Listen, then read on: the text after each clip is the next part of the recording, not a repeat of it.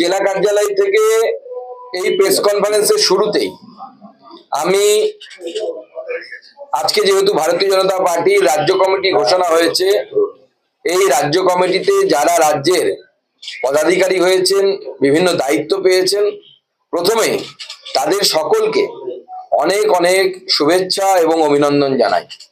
আশা করি আমাদের রাজ্য সভাপতি শ্রমিক ভট্টাচার্য তার নেতৃত্বে এই রাজ্য কমিটি এবং আমাদের সকল পার্টির কর্মীরা একত্রিত হয়ে আমরা 26-এ পরিবর্তন আনবো এবং মমতা বন্দ্যোপাধ্যায়ের এই স্বৈরাচারী সরকার, যার একটা ইউনিট এই আসানসোল জেলাতেও চলছে, সেই স্বৈরাচারী সরকারকে আমরা সরিয়ে নরেন্দ্র মোদীর সরকার, মানবিক সরকার এবং দেশকে ফ্র্যাজাইল 5 থেকে অর্থাৎ ভঙ্গুর অর্থনীতির 5টি দেশের মধ্যে থেকে পৃথিবীর 4র্থ বৃহত্তম এবং বর্তমানে প্রায় আমরা 3য় বৃহত্তম দিকে এগোচ্ছি, অর্থনীতির দিকে নিয়ে যাওয়া সরকার তৈরি হবে।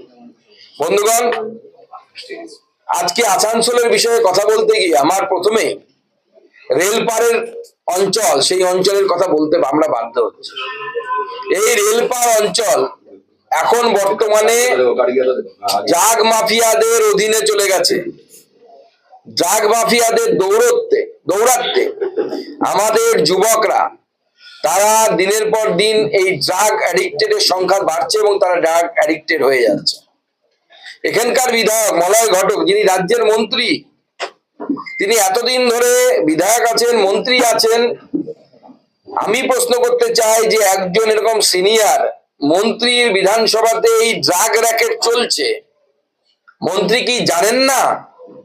কানে তেল দিয়ে ঘুমোচ্ছেন নাকি পুলিশের মাধ্যমে এই ড্রাগ মাফিয়াদের পয়সার ভাগ মন্ত্রী বা তার ভাইয়ের কাছে পৌঁছয়? কারণ আমরা যেরকম শুনেছিলাম হাতির 2 রকমের দাঁত হয়, একটা দেখানোর, একটা খাবার। আসানসোলের এই মন্ত্রীর ওরকম 2টো মুখ আছে, একটা নিজের মুখ আর একটা ভাই হচ্ছে অভিজিৎ ঘটকের মুখ। খাওয়ার জন্য উনি অভিজিৎ ঘটকের মুখটাই ব্যবহার করে বলে আসানসোলের মানুষের অভিযোগ। আজকে আসানসোল কর্পোরেশনের পার্কিং প্লাজা, যেখানে গাড়ি রাখার কথা, তা বর্তমানে কমার্শিয়াল কমপ্লেক্সে রূপান্তরিত করেছে আসানসোল কর্পোরেশন। এই কমার্শিয়াল কর্পোরেশনে পরিণত হলে পার্কিং হবে কোথায়? রাস্তার উপরে পার্কিং হচ্ছে। গত কয়েকদিন আগে, সম্ভবত কালকে ভিডিওটি বেরিয়েছে, আমাদের রাম মারান্ডি, একজন আদিবাসী যুবক, তৃণমূল কংগ্রেসের কোনো একটি প্রকল্পে রাস্তা বা কিছু ছিল, সেখানে নারকেল ফাটাতে গিয়ে জয় শ্রীরাম বলেছে বলে তাকে জয় বাংলা বলার জন্য চাপ দেওয়া হয়েছে। এবং জয় শ্রীরাম কেন বলেছে? জয় শ্রীরাম বলা যাবে না। আজকে আমি প্রশ্ন করতে যাই, তৃণমূল কংগ্রেসের নেতা মলয় ঘটক থেকে শুরু করে উপাধ্যায় সাহেব থেকে শুরু করে যারা আছে এখানে, তাদের নাম তো সবারই হিন্দু নাম আমরা দেখতে পাচ্ছি। তো জয় শ্রীরামের নাম কি তারা ফতোয়া জারি করেছে যে জয় শ্রীরামের নাম বলা যাবে না? একজন আদিবাসী ভাই, সে জয় শ্রীরাম বলেছে বলে তাকে এইভাবে হেনস্থা করা হয়েছে। শুধু তাই নয়, এই আসানসোল জেলা বহু আগে থেকে ভারতীয় জনতা পার্টি এই পশ্চিমবঙ্গে প্রথম যখন সিট জেতা শুরু করে, দার্জিলিং এর পরই এই আসানসোল জিততে শুরু করে। বাবুল সুপ্রিয় তখন এখানে আমাদের সাংসদ ছিলেন। সেই আসানসোল বরাবরই হিন্দুত্বের মাটি, হিন্দু সেন্টিমেন্ট এখানে কাজ করে। সেই জায়গাটাকে কিভাবে ল্যান্ড জিহাদের মধ্য দিয়ে এবং মুসলিম তোষণের মধ্য দিয়ে, অ্যাপিজমেন্ট পলিটিক্স এর মধ্য দিয়ে সাম্প্রদায়িক শক্তির হাতে তুলে দেওয়া হচ্ছে, তার কয়েকটি নিদর্শন আপনাদের সামনে আমি আনতে চাই। আপনারা জানেন, আসানসোলের মানুষ জানেন।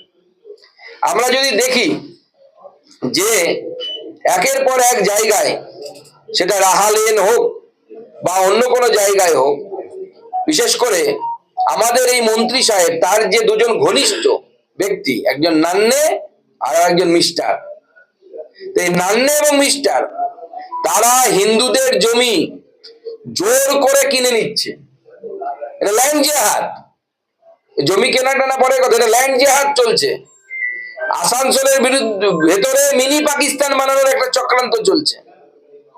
চলতে পারে না, ভারতীয় জনতা পার্টি যতদিন আছে আমরা চলতে দেব না। শুধু তাই নয়, জিটি রোড আর এসবি গড়াই রোড, যেটা হচ্ছে এই আসানসোল শহরের প্রাণকেন্দ্র, এই দুই জায়গার ফুটপাত অর্থাৎ পিডব্লিউডির জায়গা, মুসলিম ব্যবসায়ীরা, রোহিঙ্গা যারা আছে তারা এনক্রোচমেন্ট করে সেই জায়গা দখল করে নিচ্ছে, তারপরে মানুষের যাতায়াতের অসুবিধা হচ্ছে।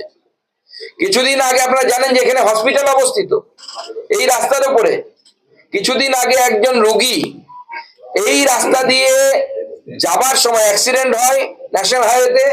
অ্যাক্সিডেন্ট হওয়ার পর অ্যাম্বুলেন্সে করে নিয়ে যাওয়ার জন্য শুধুমাত্র ফুটপাত দখল করে এরা রেখেছে, এবং অ্যাপিসমেন্ট পলিটিক্স এর জন্য সেখানে তৃণমূল কংগ্রেস কিচ্ছু করছে না, এবং তার ফলে সেই অ্যাম্বুলেন্স রাস্তায় দেরি হয় এবং সেই ব্যক্তির হসপিটাল পৌঁছানোর আগেই মৃত্যু ঘটে। আমাদের প্রশ্ন, এই মৃত্যুর দায় কার? ভোট কি এতটাই বড় যে সংখ্যালঘু ভোট পাওয়ার জন্য যে সরকারি জায়গা, পিডব্লিউডি জায়গা, সেই জায়গা কেউ দখল করে নিচ্ছে, সেখানে পুলিশ গিয়ে সেই দখল উচ্ছেদ মুক্ত করতে পারছে না? আর কত অ্যাপিসমেন্ট পলিটিক্স আপনারা করবেন? আপনারা তো এমন অবস্থায় পৌঁছে গেছেন যে তৃণমূল কংগ্রেস নেতারা এরপরে ভোট পাবার জন্য হয়তো নিজের মন্দির, বাড়ির মন্দিরও হয়তো ঈদের গরু কাটার জন্য দিয়ে দেবে। আমার বলতে খারাপ লাগছে, কিন্তু তাদের পরিস্থিতি দেখে সেটাই মনে হচ্ছে যে ভোটের জন্য তারা যা ইচ্ছে তাই করতে পারে, সেই জায়গায় পৌঁছে যাচ্ছে এরা।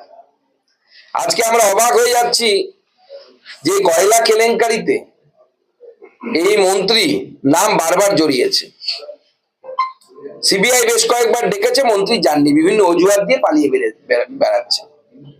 প্রথমত আমি সিবিআই ইডিকে বলবো যে যদি ডাকার পরেও না যায়, এতবার ইনভিটেশন লেটার দেওয়ার পরেও যদি না যায়, তাহলে যেভাবে আমরা কিছুদিন আগে দেখলাম যে আমেরিকার ফোর্স গিয়ে কোন একটি রাষ্ট্রের রাষ্ট্রপ্রধানকে তুলে নিয়ে গেল, সেইভাবে চ্যাংদোলা করে আমার মনে হয় এই মন্ত্রীকে তুলে নিয়ে যাওয়া উচিত দিদির।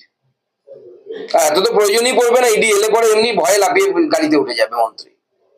আমরা ভেবেছিলাম যে একবার একটা কেলেঙ্কারিতে নাম জড়িয়েছে মন্ত্রী বুঝি, বা মন্ত্রীর ভাই অভিজিৎ ঘটক, মন্ত্রীর খাবার মুখ, তারা মনে হয় একটু সংযত হবেন। আবার দেখতে পাচ্ছি যেখানে একটা 350 কোটির চিটফান্ড রেলপারে যেটা ঘটেছে, সেই চিটফান্ডে মন্ত্রী এবং মন্ত্রীর ভাই অর্থাৎ মলয় ঘটক এবং তার ভাইয়ের নাম কিন্তু জড়িয়ে যাচ্ছে। আমরা আসানসোল মিউনিসিপাল কর্পোরেশনের কমিউনিটি হল লিজ, তা নিয়ে দেখতে পাচ্ছি অদ্ভুত কাণ্ড যে মেয়র নিজের দলের কাউন্সিলরের বিরুদ্ধে এফআইআর করছে। কেন?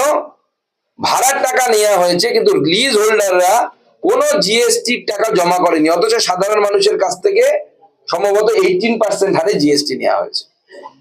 তো সেই জিএসটির টাকা যদি নেওয়া হয়ে থাকে, তাহলে সেই টাকা কেন জমা করা হয়নি, এর জবাব তৃণমূল কংগ্রেসকে দিতে হবে। তৃণমূল কংগ্রেসের মাননীয় মুখ্যমন্ত্রী এবং এই ভাইপোর সাগরের যারা এখানে বসে আছে, যারা কয়লার টাকা তুলে ভাইপোকে পাঠায়, কয়লার টাকা যাদের হাতের মাধ্যমে ভাইপোর কাছে গেছে, কারণ এই আপনাদের যে কয়লা মন্ত্রী আছে, এই কয়লা মন্ত্রী এক সময় গাড়ি করে টাকা পৌঁছে দিত, আমাদের কাছে খবর আছে।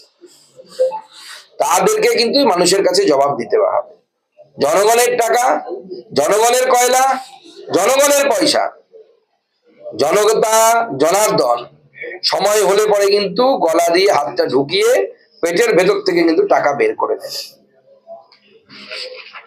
দ্বিতীয়, আমি একটি রাজ্য লেভেলের